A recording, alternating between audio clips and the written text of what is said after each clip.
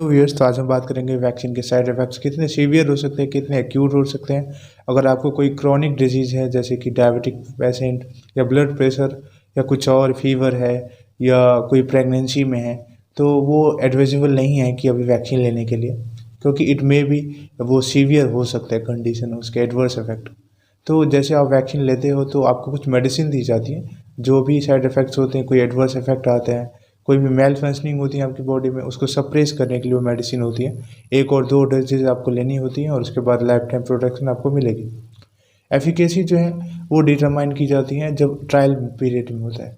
कुछ डेटा को एनालाइज की जाती है और फिर उसको इवैल्यूएट की जाती है कि कितनी एफिकेसी है उसकी। अगर कोई वैक्सीन 75% कह रही है, कोई 85% कह रही है इसकी एफिकेसी और कोई 65% कह रहे हैं। तो अगर 85% है इसका मतलब 15% चांसेस हैं कि बीमार होने की चांसेस हैं। अब ये इससे पहले आपने पोलियो का भी लिया है, तो ये इसमें कोई हेजिटेट होने की कोई बात नहीं है। बहुत सारे इंटेलेक्चुअल्स 30 साल 40 साल के एक्सपीरियंस है और काफ़ी डेवलप्ड हो चुका है चीज़ें।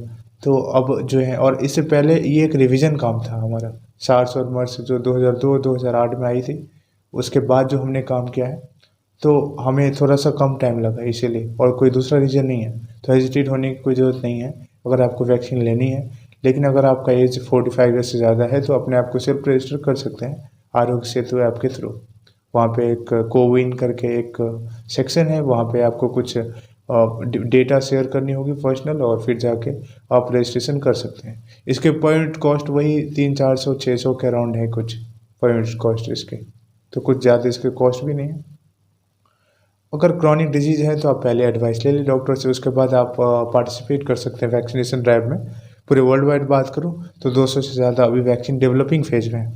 68 वैक्सीन जो है ह्यूमन ट्रायल्स में, 20 वैक्सीन फेज 3 में है। जो क्लिनिकल ट्रायल होते हैं उसके भी 3 फेज होते हैं। तो जो 20 वैक्सीन है वो फेज 3 में है, और जो 8 वैक्सीन है वो इमरजेंसी यूज के लिए ऑथोराइज्ड है। तो पैंडेमिक कंडीशंस में एक इमरजेंसी यूज़ के लिए ऑथोराइज की जाती है कि आप वैक्सीन जो है ड्राइव चला सकते हैं, क्योंकि मेन जो है फेज़ वो 3 तक ही होते हैं। उसके बाद जो 3 फेजेज़ हैं उसमें तो क्वालिटी कंट्रोल, मैन्युफैक्चरिंग, ये सारी चीज़ें आ जाती हैं। पहले मैन्युफैक्चरिंग, फिर क्वालिटी कंट्रोल, फिर एक रोड मैप तैयार की जाती है, ये सारी चीज़ों को देखा जाता है। तो इससे पहले हमने काम भी किया है। एक सर्वे है, एक सर्वे रिपोर्ट है इंडिया की, जिसमें जो एक बच्चे पे अगर खर्च की जाती है $1, तो वो ऐसा एक्सपेक्टेशंस है कि वो आफ्टर डेवलपिंग, आफ्टर एक हेल्दी जो है ह्यूमन रिसोर्स, वो 44